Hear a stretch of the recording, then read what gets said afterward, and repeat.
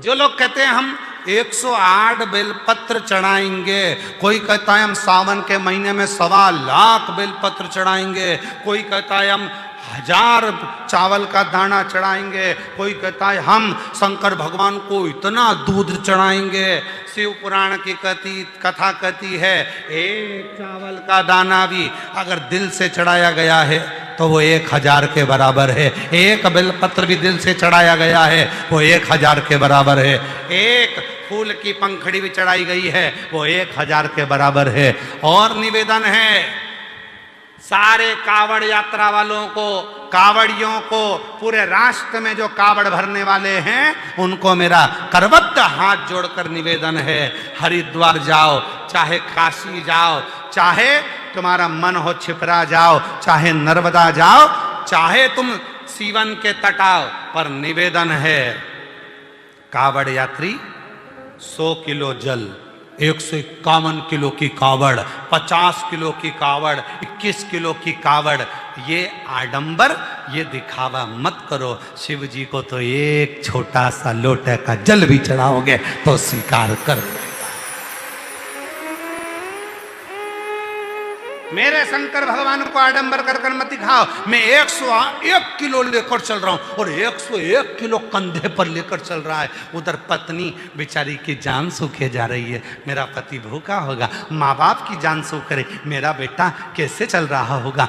किसी का दिल दुखा कर ना ना, हम तो यहां तक कहेंगे जितना तुमसे बने एक लोटा जल सारी समस्या का हल। और सावन के महीने में 2 लोटा जल। हमने कई माताओं को देखा, हमारे वो सीहोर की एक माता जी हैं, हमारे वो सुनील माथुर की उनकी मम्मा, उनकी माता जी 1 महीने कावड़ चढ़ाती है, पूरा 1 महीने रोज।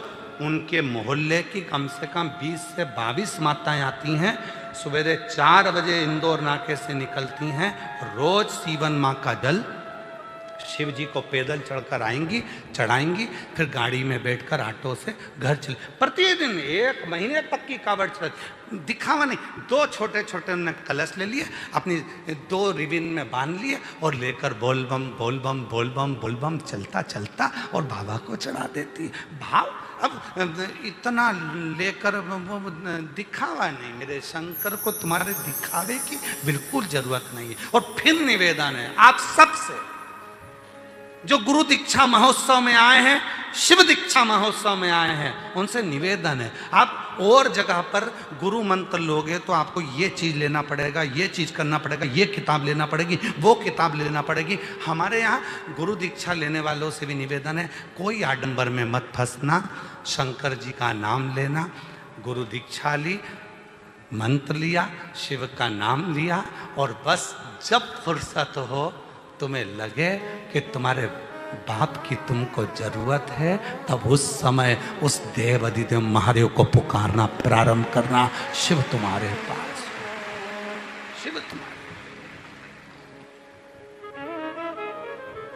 कोई आडंबर नहीं करना, कोई दिखा। गुरु वो नहीं जो बाजार में मिल जाए, गुरु वो नहीं जो कहीं मार्केट में मिल जाए, पर गुरु वो जरूर है जो खुद से ज्यादा शिव पर भरोसा करना सिखा दे। वो गुरु अपने पर भरोसा नहीं, हम पर नहीं करना भरोसा, गुरु से ज्यादा। क्या कहा जब द्रौपदी का चीर खींच रहा था, द्रौपदी का चीर खींचा जा रहा था, द्रौपदी रोती हुई गुरु द्रोणाचार्य के सामने जाती है और गुरु जी से कहती है, गुरु जी मैंने तुमसे गुरु मंत्र लिया है, कोई साथ नहीं देगा, कम से कम तुम तो साथ दो। गुरु जी हाथ जोड़कर बोले, मैं भी तेरा साथ नहीं दूंगा, मैं भी नहीं दूंगा, पर याद कर मैंने जो तुझे गुरु मंत्र दिया है ना, उस मंत्र को जपना प्रारंभ कर, मैं साथ नहीं दूंगा। मंत्र जप। और द्रौपदी ने जो मंत्र का उच्चारण करना प्रारंभ करा तो द्रौपदी कहती है, मैं तो रजस्वला हूं, 3 दिन का मेरा रजो धर्म है, इस समय पर तो मैं भगवान को याद नहीं कर सकती, इस समय पे मैं भगवान की पूजन नहीं कर सकती, इस समय में मंदिर नहीं जा सकती, इस समय में भगवान की शरणागति नहीं ग्रहण कर सकती। गुरु द्रोणाचार्य ने कहा, सुन द्रौपदी, भले तू रजो धर्म से है, पर भगवान का नाम लेने में पीछे मत हटना। मंदिर भले मत जा, शिवालय भले मत जा, पर रजो धर्म के समय पर अगर तू भगवान का नाम लेगी तो भी उसको आना पड़ेगा। और द्रौपदी ने रजस्वला धर्म में 3 दिन की रजस्वला थी द्रौपदी, और जो द्वारकानाथ को पुकारना प्रारंभ करा तो द्वारकानाथ को तो सौगंध दी थी अर्जुन ने, द्वारकाधीश को तो सौगंध दी थी अर्जुन ने। अर्जुन ने कहा था प्रभु आपसे निवेदन है अंदर मत आना। भगवान बाहर खड़े थे। अर्जुन तू हारे तो मुझे बुला। अर्जुन ने कहा था जब तक मैं आवाज ना लगाऊं तब तक मत आना, कसम है मेरी, आप अंदर प्रवेश मत करना। जुए में अर्जुन हारता गया। दुर्योधन ने शकुनी मामा को बुला लिया, पर अर्जुन ने कृष्ण को नहीं बुलाया। क्यों? क्योंकि हम गलत काम करेंगे और हमारा द्वारका नाथ देखेगा तो अच्छा लगेगा। नहीं बुलाया, किसी ने नहीं बुलाया। भगवान छटपटाते रहे, एक बार तो बुला ले। जैसे दुर्योधन ने कहा कि मेरी जगह मेरा मामा खेलेगा, ए अर्जुन तेरे मुख से शब्द निकाल दे कि मेरी जगह चौसर मेरा द्वारका नाथ खेलेगा, तब देख जिता कर बताता हूं। एक बार तो कह अर्जुन। अर्जुन कहते नहीं है। तब जो धर्म से थी द्रौपदी ने गुरु द्रोणाचार्य से कह दिया मेरा जो धर्म है, मैं क्या भगवान के मंदिर नहीं जा सकती? भगवान गुरु द्रोणाचार्य ने कहा कौन कहता है कि तू मंदिर जा, कौन कहता है कि तू शिवालय जा, तू तो पुकार उस परमात्मा को। और द्रौपदी ने दोनों हाथ ऊपर कर कर जो द्वारका नाथ को पुकारना चालू करा, तो द्वारकाधीश ने ये नहीं देखा कि रजो धर्म से थी, और द्वारकाधीश ने चीर बढ़ाना प्रारंभ कर दिया। जो चीर बढ़ाया तो शासन थक कर नीचे गिर गया, थक नीचे गिर गया। वो नहीं देखता। अब कई लोग कह देते, कई लोगों के मन में आता है इस नदी का जल मत चढ़ाओ अशुद्ध है। अरे मां, जिसको तुम मां कहते हो वो मां कभी अशुद्ध नहीं हो सकती, वो शुद्ध की शुद्ध रहती है, उसकी मातृत्वता शुद्ध रहती है। मां कभी अशुद्ध नहीं हो सकती। बच्चे की चाहे वो लंगोट धोए, बच्चे को चाहे वो भोजन कराए, पति के चाहे कपड़े धोए, बुजुर्ग के चाहे कपड़े धोए, पर मां शुद्ध की शुद्ध होती है। मां में अशुद्धता नहीं होती। जिस पवित्र नदी का जल, चाहे मां सीवन का चढ़ाओ, चाहे मां गंगा का चढ़ाओ, चाहे मां नर्मदा का चढ़ाओ, चाहे मां क्षिप्रा का चढ़ाओ, चाहे मां सरयू का चढ़ाओ, तुम्हारी मर्जी पड़े, चाहे मंदाकिनी, चाहे गोदावरी, जिस पवित्र नदी का जल तुम भगवान शंकर को चढ़ाओ, तुम ये मत सोचना कि ये नदी अपवित्र है या गंदी है। नहीं, जिस समय तुम जल लेकर जाओगे वो जल भी गंगा जल बन जाएगा और पवित्र हो जाएगा, क्योंकि मां पवित्र की पवित्र रहती है, मां में अपवित्रता नहीं रहती। ये भगवान शंकर की उदारता है, शिव की कृपा है। कल जब हम भटिंडा आए तो श्री अमरजीत सिंह जी और उनकी धर्म पत्नी दोनों कह रहे थे कि गुरुजी, भटिंडा वाले बार बार पूछते रहते हैं कि कब कथा होगी, कब कथा होगी। और ये शिव की उदारता है, भगवान शंकर की उदारता है, जो एक बार नहीं महापुराण की कथा श्रवण करने का सौभाग्य।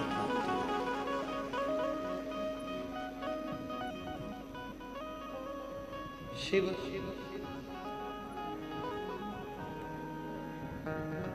कोई दूर नहीं है। जिन भगवान शंकर की कथा को आप और हम श्रवण करने के लिए बैठे हैं, यही हमारा आत्मलिंग ही शिव है।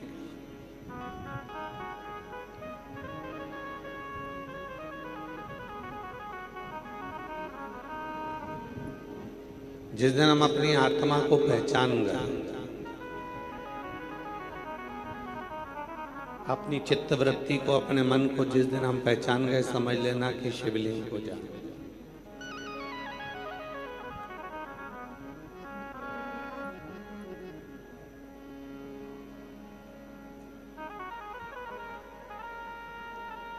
संसार का व्यक्ति मंदिर तो जाता है, देवालय जाता है, शिवालय जाता है, पर शिव को नहीं जान पाता। कितने ही तीर्थ में जाकर स्नान कर लो, कितने ही सरोवर में जाकर स्नान कर लो,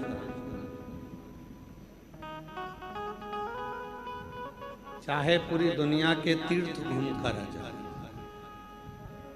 चाहे पूरी दुनिया के सरोवर घूम कर आ जाए, और चाहे सारी दुनिया के जितनी नदियां हैं, पवित्र नदियां, सारों का स्नान कर, पर इन सब में स्नान करने के बाद भी एक स्नान की जरूरत पड़ती है। जितनी नदियां हैं, उन नदियों में जो स्नान किया वो शरीर का स्नान था, वो शरीर। पर एक स्नान है इस आत्मा का,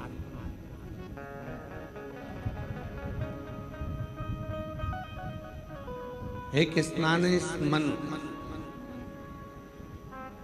नाव सारी नदियों में स्नान करा, तीर्थों में घूमे, सारी जगत में गए, और मालूम पड़ा तीर्थ में तो नहा लिए, तीर्थ में तो घूम लिए, पर इस मन का स्नान नहीं हो पाया, आत्मा का स्नान नहीं हो पाया। तो फिर तीर्थ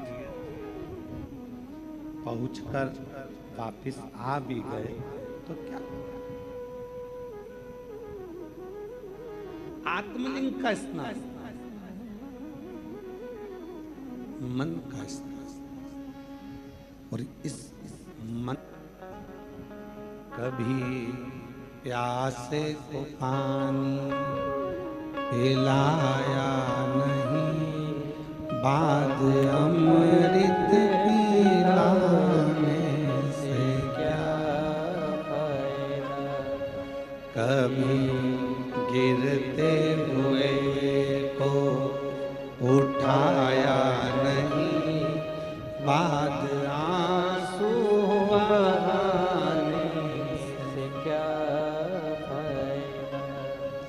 संसार सागर में जन्म लेने के बाद, संसार सागर में आने के बाद यदि हमने मत आप कहीं पर जाकर कुछ देओ, आप मत कहीं पर दान करो, मत कहीं पर कुछ देओ, पर अपने परिवार में, अपने कुटुंब में, अपने रिश्तों में अगर कोई दुखी है, किसी को परेशानी है, किसी को कष्ट है, किसी को तकलीफ है, तो उसका भी तो स्मरण करना चाहिए,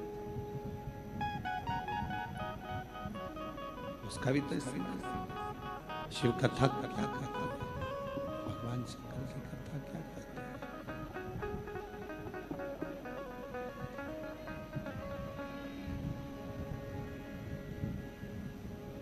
भगवान शंकर की कथा क्या कहती है? शिव कथा क्या कहती है?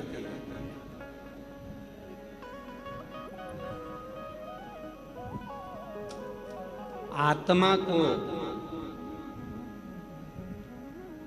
परमात्मा के लायक बनाने के लिए आत्मा को निर्दोष करना पड़ेगा।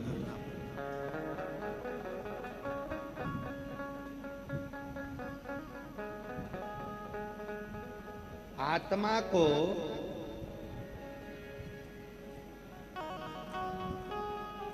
परमात्मा के लायक बनाने के लिए आत्मा को निर्दोष करना पड़ेगा।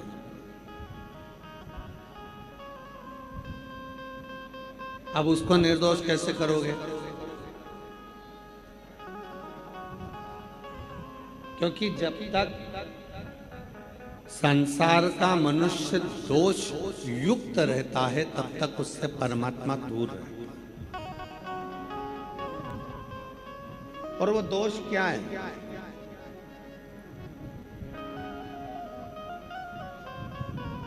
निर्दोष बनाने के लिए करना क्या पड़ेगा? तो कहा गुरु की वाणी को श्रवण करो।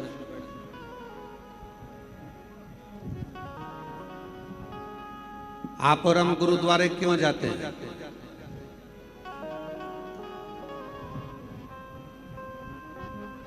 आवाज नहीं आ रही है, आवाज नहीं आ रही है। पंडालों में आवाज खोलो, दोनों साइड में। आप और हम गुरुद्वारे क्यों जाते हैं? गुरु की वाणी को श्रवण करने। और केवल गुरु की वाणी को श्रवण नहीं करना, गुरु की वाणी। मंडी जिला हनुमानगढ़ पोस्ट निवासी हैं गुरुजी। एक लोटे जल और पशुपति व्रत का क्या वर्णन करूं? मेरी शादी को 18 साल हो गए पर कोई संतान का सुख नहीं मिला।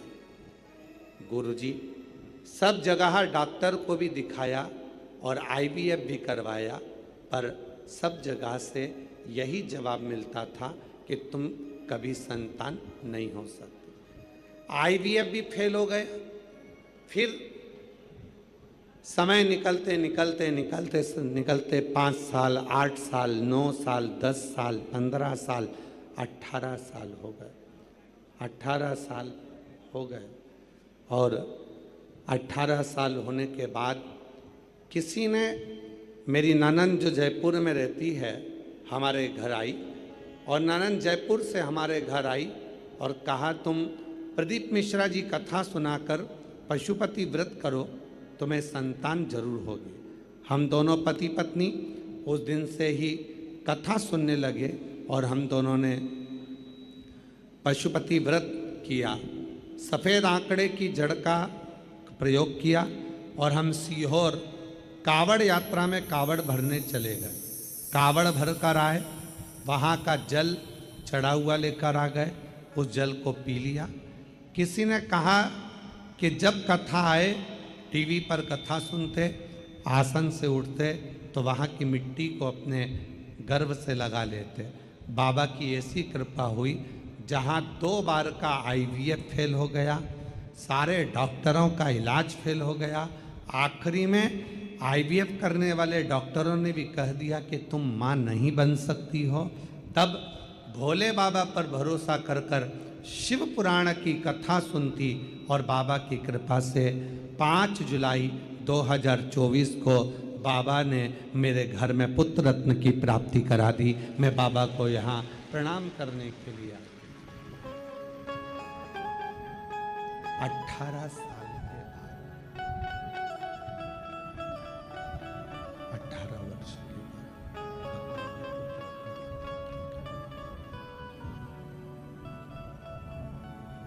18 वर्ष के बाद पूरी लिस्ट लगाई है डॉक्टरों की कि इतनी बड़ी लिस्ट डॉक्टरों की है। सारे कागज लगाए। मेरा नाम सरिता रानी, पति का नाम पवन कुमार।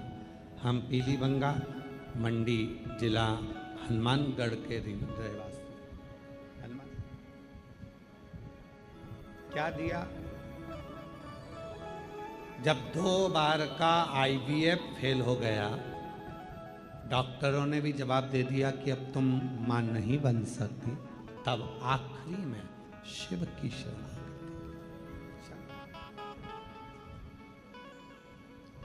और जो दिल से मांगोगे वो दिल से दे देगा, जो दिल से मांगोगे वो दिल से दे देगा। मेरा भोला भंडारी है, मेरा भोला भंडारी है, खाली झोली भर देगा। मेरा भोला भंडारी है, खाली झोली भर देगा। मस्तक पे चंदा है, उजियारा है, उजियारा कर देगा। मेरा भोला भंडारी है, मेरा भोला भंडारी है, खाली झोली भर देगा। मेरा भोला भंडारी है, खाली झोली भर देगा। शिव की कृपा, शंकर की करुणा, उसकी उदारता, उसकी दया जब तक नहीं होता तब तक जीवन का कोई दुख मिट नहीं सकता, कोई तकलीफ मिट नहीं सकती।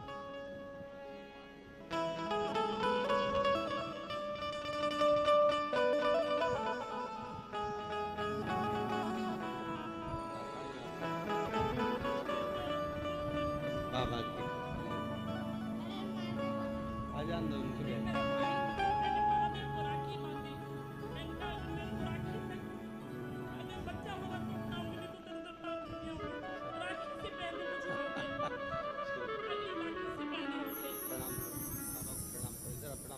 प्रणाम करो बाबा को, बाबा को प्रणाम करो, प्रणाम करो। या हर हर महादेव बोलो, हर हर महादेव बोलो, हर हर महादेव। 18 साल के बाद हुआ है, एक बार जोरदार ताली बजा। बेटे का नाम शिवाय रखा है, एक बार जोरदार ताली बजाकर साधुता।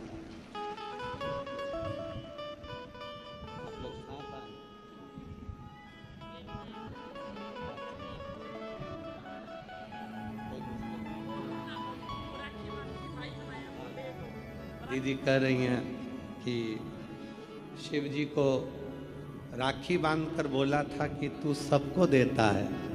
डॉक्टर ने IVF कर कर भी बोल दिया था कि तू माँ नहीं बन सकती, पर उसकी कृपा से 18 साल के बाद बाबा ने दिया। हर हर मेरा भोला भंडारी है, खाली झोली भर देगा। मेरा भोला भंडारी है, खाली झोली भर देगा। मस्तक पे गंगा है, वो शीतल कर देगा। मस्तक पे गंगा है, वो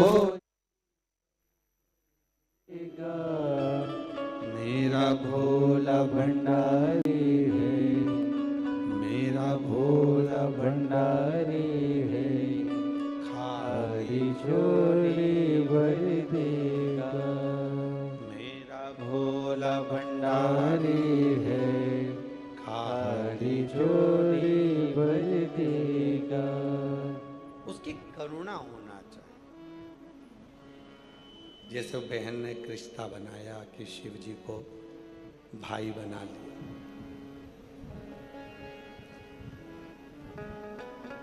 सबकी सुनता है, मेरी भी सुनता। हम आप लोगों से भी कहते हैं एक संबंध शिव जी से जोड़ लो, एक संबंध शंकर जी से जोड़ लो, पिता मान लो उसको। शिव पुराण की कथा में आया करो तो ये कहकर आया करो घर वालों को कि मैं मायके में जा रही हूं, 7 दिन अपने बाप से मिलूंगी और मेरा पिता मुझे कुछ देकर भेजेगा, ये निश्चित।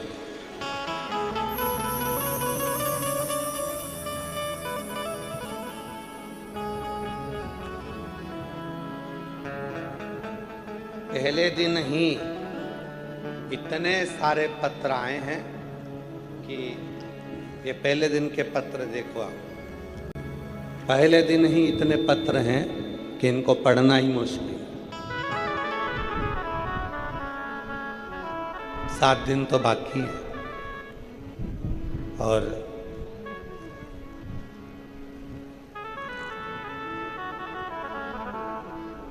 और ये मंदिर में जाकर छुप गया। मंदिर आज तक पत्नी ने कुछ नहीं मांगा तो भी पत्नी बुरी थी, और वो जो पर स्त्री थी वो मांगती रही तो भी वो अच्छी लग रही थी। ये दुनिया की रीत है, दुनिया की।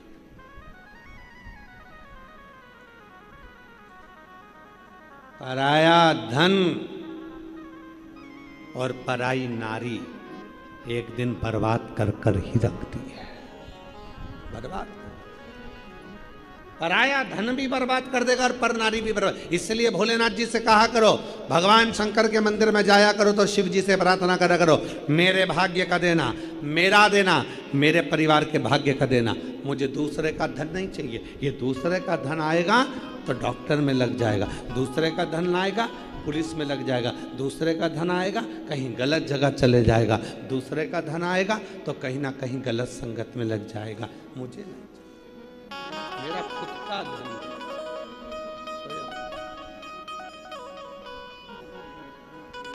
मेरा स्वयं का, मेरे कर्म का, मेरे भाग्य का मुझे दीजिए।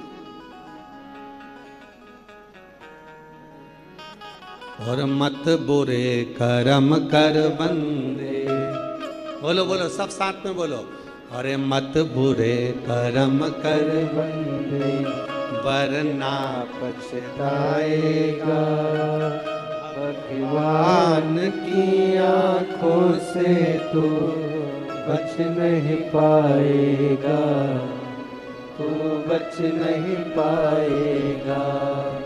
अरे ओ अज्ञानी मत कर नादानी, अरे ओ अज्ञानी मत कर नादानी।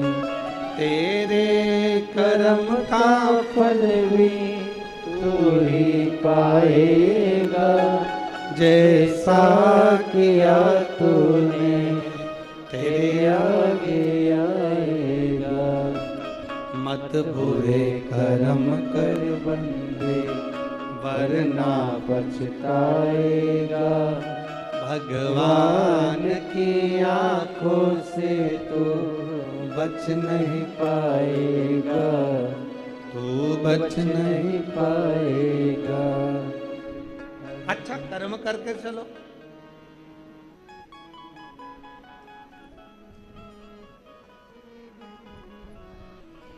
श्रेष्ठ कर्म कर कर चलो, फिर देखें क्या हो। दूसरे का धन भी नहीं चाहिए और पर नारी का संग भी नहीं चाहिए, होना ही नहीं। विश्वास जब दृढ़ होगा तो दुनिया का ऐसा कोई काम नहीं है जो हो नहीं सकता। सब कुछ करा फिर भी मेरी बेटी सीए नहीं बनी। 15 साल हो गए सीए बनते बनते बनते बनते बनते शादी कर दी। शादी करने के बाद उसने पंडित जी के पास जाकर अपने पति के साथ पूछा, क्या मैं सीए बन सकती हूँ? पंडित जी ने कहा, तुम कभी जिंदगी में सीए नहीं बन पाओगी, तुम कोई दूसरी फील्ड ढूंढो जिससे तुम आगे बढ़ो। अब शादी होने के बाद एक दिन घर के ही लोगों ने कहा कि तू अब एक काम कर, सारे पंडितों को दिखा लिया, 15 साल से तैयारी करते करते तेरे हो गए, तो सीए नहीं बन पाई। अब एक काम कर, मैं जिस गुरु जी को सुनती हूँ तू उसको सुन। किसको? सियोर वाला बाबा कथा कहता है, तू भी दिल से सुन।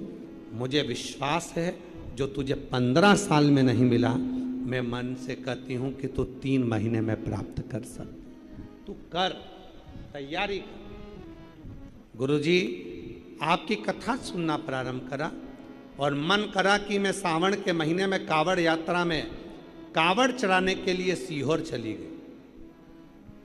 कावड़ चढ़ाने के लिए सीहोर में गई, बाबा को कावड़ चढ़ाई, विनती करी और विनय कर कर वहाँ से मैं आई।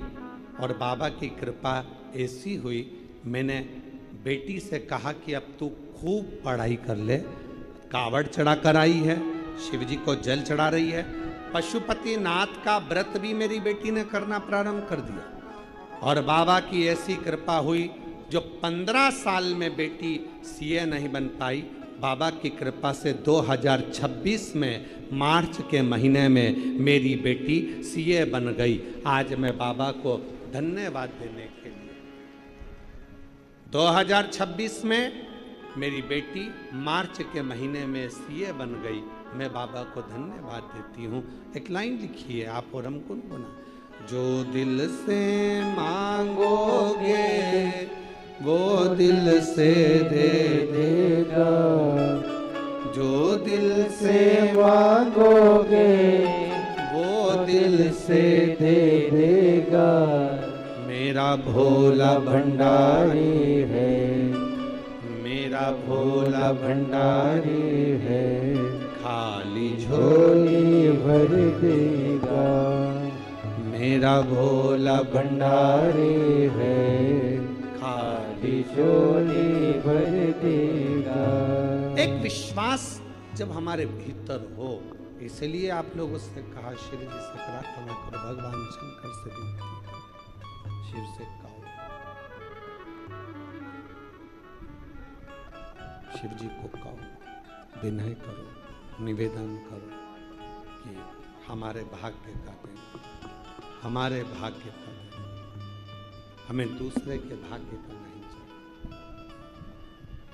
दूसरे का धन नहीं चाहिए, हमें अपना देना, मेरी किस्मत का दिन, मेरे भाग्य का दिन, हमें दूसरे का धन नहीं चाहिए, दूसरे की संपदा नहीं चाहिए।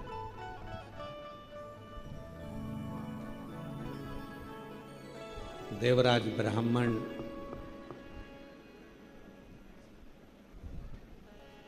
चोरी का धन लेकर, पत्नी ने कभी उससे हार नहीं मांगा, पत्नी ने कभी उससे भेदभाव नहीं मांगा, पत्नी ने कभी उससे धन नहीं मांगा, बच्चों ने भी कभी कुछ नहीं मांगा, फिर भी वो चोरी का धन लेकर अब एक पर स्त्री के चक्कर, एक पर नारी के चक्कर, पर स्त्री के चक्कर में धन लेकर,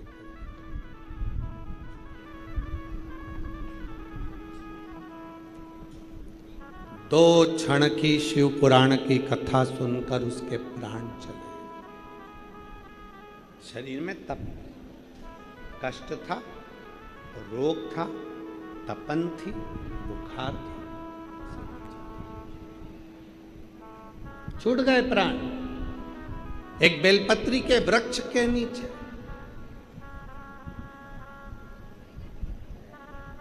एक बेलपत्र का पौधा हमारे घर से 5 दोषों को समाप्त कर देता। जरा ध्यान देना शिव पुराण की ओर। बेलपत्र का पौधा जिसके घर में होता है 5 दोष समाप्त कर देता है। पहला, वास्तु दोष को बेलपत्र का पौधा समाप्त कर देता है। दूसरा, पितृ दोष को, वास्तु दोष, पितृ दोष को बेलपत्र का पौधा समाप्त कर देता है। तीसरे नंबर पर काल सर्प दोष को बेलपत्र का पौधा समाप्त कर देता है। चौथे नंबर पर अगर घर में वंश नहीं बढ़ रहा है, वंश की समाप्ति हो गई है, संतान का सुख किसी के यहाँ नहीं हो रहा, तो वो दोष, वंश दोष को भी वो नाश समाप्त कर देता है। और 5वें नंबर पर है, 5वें नंबर, यदि घर में कोई बहुत बड़ी बीमारी प्रवेश करने वाली है, बहुत बड़ी बीमारी आने वाली है, तो बेलपत्र का पौधा वो बीमारी को अपने ऊपर झेल कर तुम्हें उस बीमारी से मुक्त कर देता है।